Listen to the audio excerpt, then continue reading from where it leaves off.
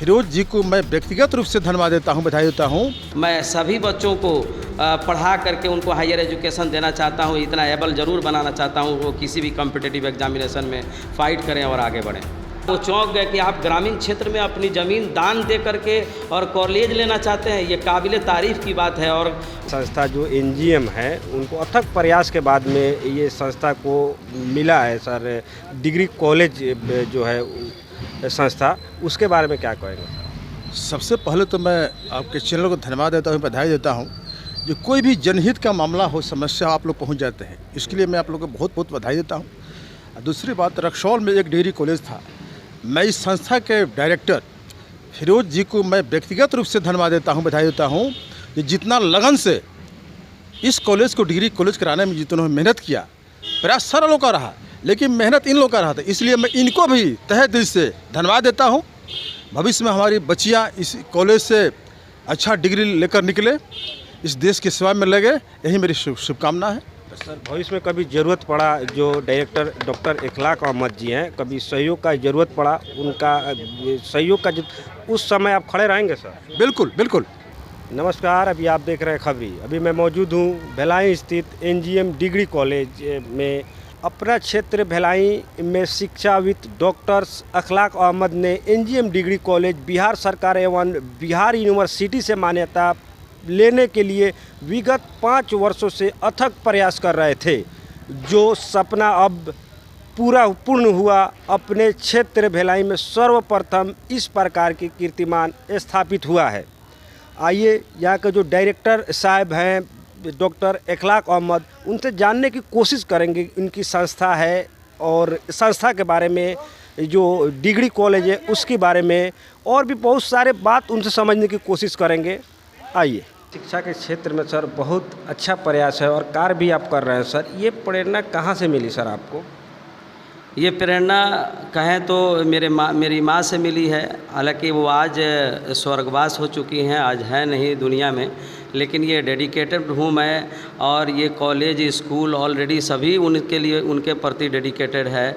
मैं अपने माँ को धन्यवाद देना चाहता हूँ, और आज माँ का सपना पूरा हुआ है। वह जहाँ भी होंगी वो खुश होंगी कि मेरा बेटा मेरा जो है सपना पूरा कर दिया। एक्चुअली मैं यूपीएससी का प्रिपेयरिंग कर रहा था दिल्ली में, और वहाँ पर हमने हायर एजुकेशन भी लिया, बीएससी, एमएससी, पीएचडी तक हमारी पढ़ाई हुई। जामिया मिलिया इस्लामिया से हमने पढ़ाई किया, और फिर मैं यूपीएससी का प्रिपेयरिंग में लगा हुआ था। मैं फर्स्ट अटैम्प्ट पे दिया, सेकेंड अटैम्प्ट दिया, थर्ड अटैम्प्ट में सीसेट लागू हो गया। हालांकि बाद में हाई कोर्ट, सुप्रीम कोर्ट से ये ऑर्डर भी मिला, 2 अटैम्प्ट भी मिला, लेकिन हम लोग उस समय एनर्जेटिक नहीं रह गए थे, मैं एग्ज़ाम नहीं दे पाया। तो मैं इंटरव्यू तक पहुँचा हूँ। अनफॉर्चुनेटली सिलेक्शन मेरा नहीं हुआ, तो वहीं पर मैंने कोचिंग एस्टेब्लिश किया। कोचिंग में हम लोग 2-3 लोग मिल करके 3 लोग पढ़ाया करते थे, और मैं वहीं पर जब पढ़ा रहा था तो बात मुझे याद आई कि माँ उस समय हमारी ज़िंदा थी। मेरी माँ ने मुझसे कहा कि बेटा, ज़िंदगी भर बचपन से तुम बाहर रहे हो और हमारे एरिया में शिक्षा की कमी है, तो तुम क्यों ना अपना शिक्षा के क्षेत्र में ही अपना करियर बनाना चाहते हो और शिक्षा के क्षेत्र में ही रहना चाहते हो, तो क्यों ना अपने एरिया को सेलेक्ट करो और आ करके यहाँ पर कुछ करो ऑल सेक्शन ऑफ सोसाइटी के लिए। तो after great deal of think हमने ये डिसाइड किया, वहाँ का शेयर लेकर के मैं यहाँ आया, ज़मीन परचेज़ किया, और यहाँ पर एक फाउंडेशन रखा एनजीएम पब्लिक स्कूल का। मैंने सोचा कि क्यों न पहले बच्चों को नर्सरी से 10th तक का शिक्षा दिया जाए, और उसी दौरान जब मैं बच्चों को पढ़ा रहा था तो मुझे ये अनुभव हुआ, एनालिसिस किया मैंने, कि सिर्फ मैट्रिक तक ही बच्चों को पढ़ा करके छोड़ देने से उनका रास्ता जो है आसान नहीं होगा। वो किसी भी कॉम्पिटिटिव एग्जामिनेशन में वो नहीं बैठ पाएंगे, एबल नहीं होंगे, फाइट नहीं कर पाएंगे, और फाइनली वो सक्सेस नहीं हो पाएंगे। तो मैं जो है हायर एजुकेशन के विषय में सोचा। माँ हमारी कहती थी कि स्कूल और कॉलेज दोनों होगा मेरे बेटा को एक दिन। पिताजी भी हमारे इसमें सहयोग दिए, उन्होंने भी जो है ज़मीन कहीं से धन राशि मेरी कम हुई, फाइनेंशियल कंडीशन में देखा कि उतना नहीं हो पा रहा अच्छा, तो उन्होंने भी ज़मीन बेच करके मुझे दिया। मैं यहाँ पर परचेज़ किया लैंड को, कंस्ट्रक्शन बनवाया, और स्कूल और कॉलेज के तरफ जो है मैं अट्रैक्ट हुआ। आज आपके सामने ये सपना पूरा हुआ दिख रहा है। मैं भी अपना सपना पूरा किया हूँ, माँ को भी मैं खुश किया, उनके रूह को आज जन्नत में होंगी वो, और काफ़ी खुश हो रही होंगी कि मेरा बेटा मेरा लक्ष्य मेरा ड्रीम पूरा किया है। मेरे पिताजी भी आज खुश हैं, वो ज़िंदा हैं और वो खुश हैं और हमको जो है दुआ दे रहे हैं। साथ ही साथ मुझे इस बात को भी फ़क्र है और पता है कि एरिया के सारे लोग खुश हैं। सभी गणमान्य लोग, सभी लीडर गार्जियंस हमको आशीर्वाद दे रहे हैं, शुभकामना दे रहे हैं। रोज़ शुभकामना पहुंच रहा है कि आपने जो है इस एरिया का कायाकल्प कर दिया और आप एक ऐसा सेंटर जगह पर अपने स्कूल और कॉलेज खोलने का काम किया है कि दोनों तरफ से लोग आना यहाँ पर स्टार्ट कर दिए हैं। सिकटा और भीसुआ और रक्सौल से भी बच्चे आकर के यहाँ पर शिक्षा ले रहे हैं। तो मैं खुश हूँ और मैं इसके लिए डेडिकेटेड हूँ। मैं तन मन धन से पूरी तरह से इसमें लगा हुआ हूँ। मैं सभी बच्चों को पढ़ा करके उनको हायर एजुकेशन देना चाहता हूँ, इतना एबल ज़रूर बनाना चाहता हूँ वो किसी भी कॉम्पिटिटिव एग्जामिनेशन में फ़ाइट करें और आगे बढ़ें।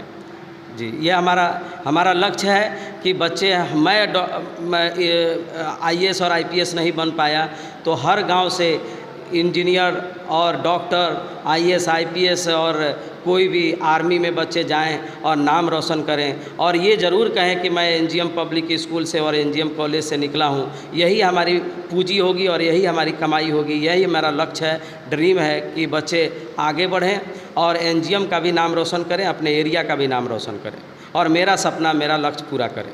देखिए, जो गरीब मजदूर जिनके जो बच्चे हैं, वो बच्चे जो पढ़ने सक्षम हैं लेकिन उनके गार्जियन के पास पैसा नहीं रहता है, उनके लिए क्या व्यवस्था है सर आपके जो डिग्री कॉलेज या स्कूल में? तो सर मैं आपको बता दूं कि बड़ी मिनिमम खर्च पर मैं स्कूल चला रहा हूं। मैंने आपको पहले ही बता दिया कि री admission, development charge, electric generator, computer, कोई चार्जेज, हिडन चार्जेज जो होता है मैं नहीं लेता हूँ। ये exploitation of guardian and parents है तो मैं समझ करके इसको नहीं लेता हूँ। अब रही बात, मिनिमम फीस पर मैं पढ़ा रहा हूँ। हमारे यहाँ नर्सरी का फ़ीस 600 है, सारी फैसिलिटीज़ मिली हुई है।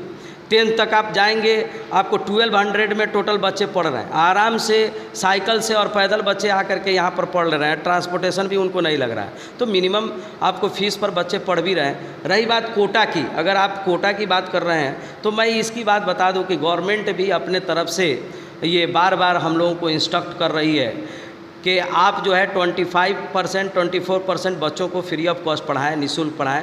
उसका खर्च जो आएगा वो आप लोग वाउचर बना करके दें, लिस्ट बना करके दें, उसका पैसा हम लोग जो है कॉपरेट करेंगे। गवर्नमेंट ये कह रही है बार बार, लेकिन हम लोग बार बार जो है बच्चों का लिस्ट बना करके भेजते हैं, गवर्नमेंट की तरफ से पैसा नहीं आ रहा है। तो थोड़ा 2-4 कदम गवर्नमेंट भी बढ़े अपने तरफ से और हम लोग भी 10 कदम आगे बढ़ाते हैं। ये ज़रूर बात है कि कुछ बच्चे ऐसे भी हैं जो इतने मिनिमम फीस पर भी एबल नहीं है पढ़ पाने के, तो उनके लिए हम लोग को विचार करने की ज़रूरत है।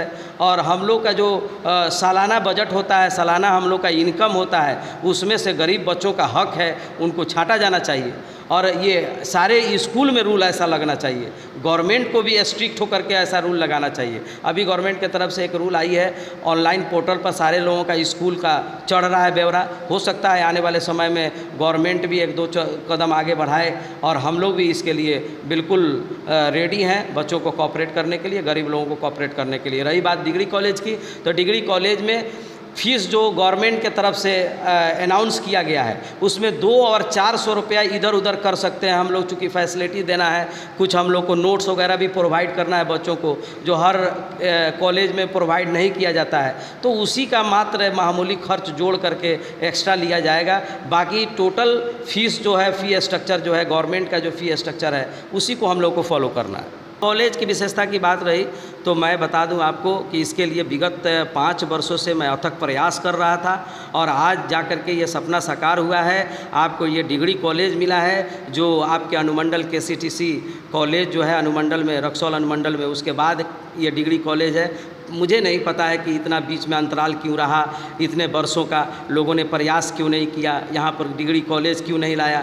ठीक है, मैं भी इस बात को मानता हूँ कि इसमें इनकम कम है, लेकिन क्या सिर्फ इनकम से ही हमारे देश का, हमारे समाज का, हमारे प्रदेश का, हमारे अनुमंडल का प्रोग्रेस होगा?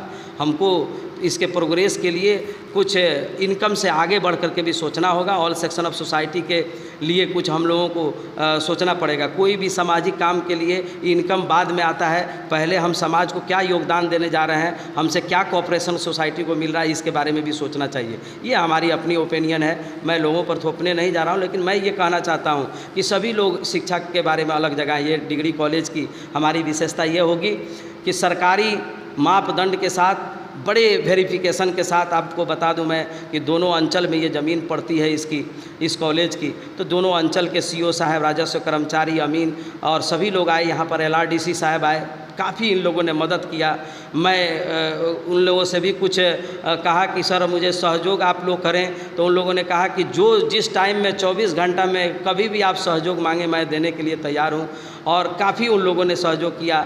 स्थानीय विधायक महोदय ने भी कुछ सहयोग किया, उन्होंने भी कहीं जहाँ ज़रूरत थी फ़ोन करके मुझे सहयोग करने का कोशिश किया।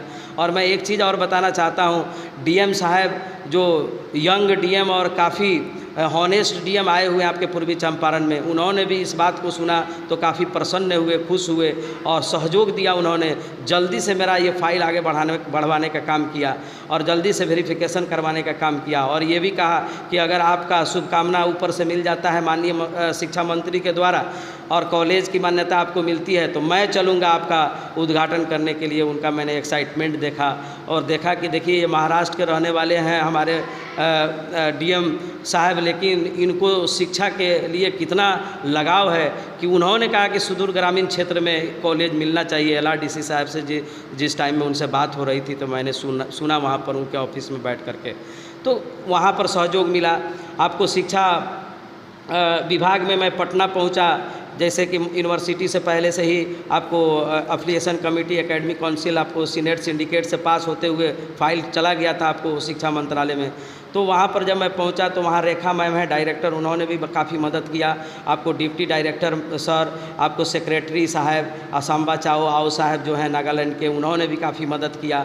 आपको शिक्षा मंत्री ने भी काफ़ी मदद किया। और मैं एक कड़ी इसमें और जोड़ना चाहूँगा, हम लोग काफ़ी जुड़े हुए थे आपको माननीय ग्रामीण विकास मंत्री सरवन बाबू से, तो इस बात को मैंने सरवन बाबू के पास जब रखा तो उन्होंने भी काफ़ी हमको जो है आपको प्रोत्साहित किया और कहा, वो चौंक गए कि आप ग्रामीण क्षेत्र में अपनी ज़मीन दान दे करके और कॉलेज लेना चाहते हैं, ये काबिल तारीफ़ की बात है। और उन्होंने कुछ नहीं पूछा, अपने गाड़ी में बैठे और शिक्षा मंत्री महोदय के पास जा कर के बैठे और कहे कि मैं वहाँ पर गया हूँ, 2 बार मेरा प्रोग्राम लगा है, मैं कॉलेज स्कूल को देख रहा हूँ, कैंपस को मैं देख रहा हूँ, मंत्री साहब ये कॉलेज तो वहाँ मिलना चाहिए, बहुत ही बैकवर्ड एरिया है, वहाँ पर बच्चे और ख़ास करके बच्चियाँ ड्रॉप आउट हो जा रही हैं, मैट्रिक के बाद उनकी पढ़ाई नहीं हो पा रही है, इंटर के बाद तो बिल्कुल ही नहीं हो पा रही है। इसलिए ग्रेजुएशन में इनको तीनों संकाय में आपको संबंधन देने का कार्य किया जाए। और सभी लोगों ने इस बात को मंथन करते हुए, मुझे उम्मीद नहीं थी कि मुझे साइंस भी फैकल्टी मिल जाएगा आपको,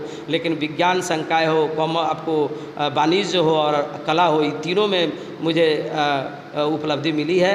और इन सभी लोगों का मैं कोटि कोटि धन्यवाद ज्ञापन करता हूं कि सभी लोगों ने तन मन से इस कॉलेज को दिलाने का प्रयास किया है। आगे चल करके मैं ये लक्ष्य रखना चाहता हूं, मैं और एजुकेटर्स लोगों को मैं बुलाऊंगा, स्कूल के डायरेक्टर से मीटिंग रखूंगा और सभी लोगों से मैं रिक्वेस्ट करूंगा कि हम सब लोग मिल करके शिक्षा का यहाँ पर अलग जगाएं और शिक्षा के महत्व को समझाएं लोगों से।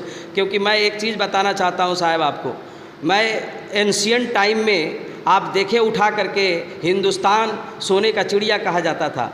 उस समय दुनिया में अमेरिका, फ्रांस और ब्रिटेन धनी देश नहीं हुआ करता था, उस समय आपका इंडिया और चाइना धनी देश हुआ करता था। आज एजुकेशन का महत्व हम लोग भुला दिए। बीच में मेडिएवल टाइम में आपको लोगों ने जो है एजुकेशन के महत्व को भुला दिया। आप एंशिएंट टाइम में जाकर के देखें, Nalanda university, Vikramshila university, Takshashila university, ये टोटल यूनिवर्सिटीज़ थी। दूर दराज से और विदेश से फॉरेनर्स आकर के हमारे यहाँ पढ़ा करते थे और तब यहाँ के लोग जो है शिक्षित हुए तो काफ़ी जो है देश आगे बढ़ा और आर्थिक व्यवस्था में भी यहाँ पर स्ट्रॉन्ग रहा, पूरी दुनिया में इसकी नाम थी। लेकिन आज के डेट में शिक्षा को भुला देने के कारण से हम लोग जो है पिछड़ते जा रहे हैं। और उसमें भी बिहार शिक्षा में सबसे आगे था। एंशिएंट टाइम में आप उठा करके देखें, बिहार पिछड़ते जा रहा है। ड्यू टू इसका रीज़न यही है कि हम एजुकेशन को भुलाते जा रहे हैं। हम सभी लोगों से अपील करेंगे और स्कूल वाले लोगों से भी अपील करेंगे कि शिक्षा को हम सभी मिल करके स्ट्रॉन्ग करें। एक मीटिंग होनी चाहिए हम लोगों के बीच। रिक्शा पुलर का यूनियन होता है साहब, हर चीज़ का यूनियन होता है, हम लोगों का यूनियन क्यों नहीं हो सकता है? हम एजुकेशनिस्ट लोग जो हैं, हम लोग पढ़े लिखे लोग हैं, एक जगह बैठ करके इस शिक्षा के महत्व को समझाएं लोगों को और इसमें अलग जगह। मैं एक चीज़ बताना चाहता हूँ कि एंशिएंट टाइम में in according to APJ Abdul Kalam, you can say about that, you know very well about doctor APJ Abdul Kalam. वो ऑनरेबल प्रेसिडेंट ऑफ इंडिया भी रहे हैं और मिसाइल मैन भी उनको कहा जाता है। So according to APJ Abdul Kalam, in the very ancient time, world was driven by the muscles power. After that, world was driven by money power. But right now, it is been driven by only power of the education. So if you want to be unstoppable in your life, if you want to be healthy and progressive in your life, so you will certainly have to think about education. Education is the most important for everybody. अगर हम लोग develop करना चाहते हैं, आगे बढ़ना चाहते हैं, इसके बारे में विचार जरूर करना पड़ेगा। आज सिर्फ एजुकेशन का दौर है। जो लोग एजुकेशन को अपनाएगा उसको मान सम्मान और उसके पास शक्ति सब कुछ उसी के पास आ जाएगा। इसलिए मेरा आप सभी से अपील है, आप सभी बुद्धिजीवी से, समाज सेवी से, सभी लोगों से अपील है कि शिक्षा के बारे में आप अलग जगाएं और अपने देश को आगे बढ़ाएं। Thank you. हमारे साथ मौजूद थे जो एनजीएम डिग्री कॉलेज है उनके जो डायरेक्टर हैं डॉक्टर इखलाक अहमद जी। अगर आप हमारा चैनल फेसबुक पे देख रहे हैं तो पेज को लाइक करें, यूट्यूब पे देख रहे हैं तो चैनल को सब्सक्राइब करें। सहयोगी इरफान आलम के साथ मैं मोहम्मद अबरार, खबरी 24/7 के लिए।